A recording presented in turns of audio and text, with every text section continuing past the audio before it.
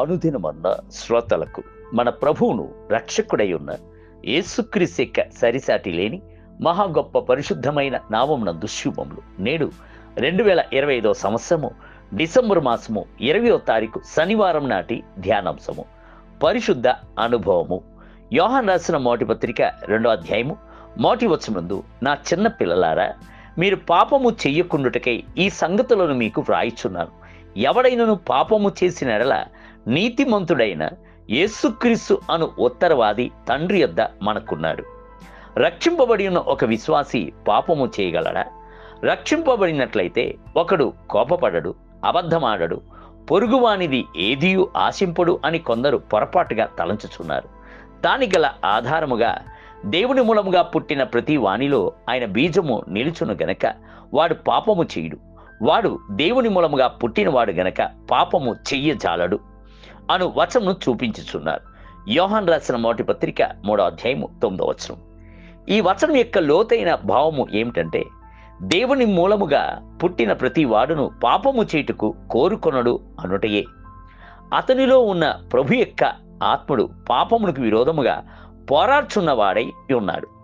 ఆయన పాపమును గూర్చియు నీతిని గూర్చియు న్యాయ తీర్పును గూర్చి ఖండించి గ్రహింపజేయుచున్నాడు. పాపము చెయ్యకుండుటకై ప్రభు హెచ్చరించుచున్నాడు. అంత మాత్రమే కాదు, శిక్షింపను చేయుచున్నాడు.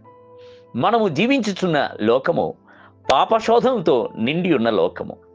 మనుషుని యొక్క హృదయంలోని తలంపుల యొక్క ఊహలన్నీయును నిత్యమును చెడ్డదిగాను అంతరంగమును మలిన పరచుచున్నదిగాను ఉన్నది. చలనచిత్రములను, దూరదర్శిని కార్యక్రమమును దినదినమునకు అలంకోలముగాను అశ్లీలముగాను మారుచు వచ్చుచున్నది. అయితే ప్రభు ఇట్టి అపవిత్రమైన లోకమునందు పరిశుద్ధముగా ఉండునట్లుగా మనలను పిలిచి ఉన్నాడు. మనము కొద్దిగా అజాగ్రత్తగా ఉండినట్లయితే పాపము మెల్లగా మనలో ప్రవేశించుచున్నది. మనం వెంటనే దాన్ని ఎదిరించకుండా అజాగ్రత్తగా విడిచిపెట్టుచున్నప్పుడు అది సులువుగా వేరుతండి మనలను బానిసలుగా చేయుటకు ప్రారంభించుచున్నది. పాపము చేయుచున్నవాడు ప్రార్థించడు, ప్రార్థించుచున్నవాడు పాపము చేయడు అని ఒక భక్తుడు చెప్పాను. ప్రతి దినమును మనలను దేవుని వాక్యములో నిలబెట్టి, నాలో దేవుని వేదనపరచు త్రోవ ఏదైనా కలదా? వ్యర్థపు మాటలను మాట్లాడుచున్నానా? చూపుల యందును చేతల యందును పరిశుద్ధత ఉన్నదా అని ప్రార్థనలో పరిశీలన చేసి చూచుకొని మనలను మనమే చెరిసేసుకొనవలెను. అపోస్తలుడైన పౌలు తన పత్రికను వ్రాయిచున్నప్పుడెల్లను పరిశుద్ధ పరచబట్టుకు పిలువబడిన వారికి అని వ్రాయిచున్నాడు. ఒకే దినమునందు మనము పరిశుద్ధతలో పరిపూర్ణత చెందలేము.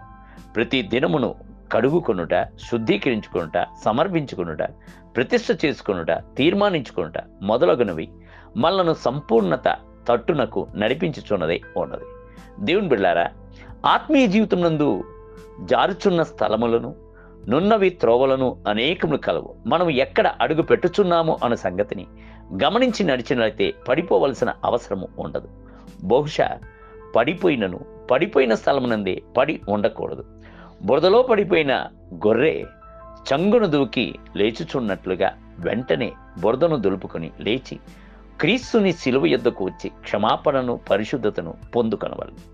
నేటి ధ్యానమునకై మీరు కృపకే గాని ధర్మశాస్త్రమునకు లోనైన వారు కారు కనుక పాపము మీ మీద ప్రభుత్వము చేయదు. రోమీయులకు రాసిన పత్రిక 6వ అధ్యాయము 14వ వచనం. నేటి వేద పఠనము ఉదయము మీకా గ్రంథము 1, 2 మరియు 3 అధ్యాయము, సాయంత్రము ప్రకటన గ్రంథము 11వ అధ్యాయము. ప్రభు మిమ్ములను దీవించునుగాక. ఆమేన్.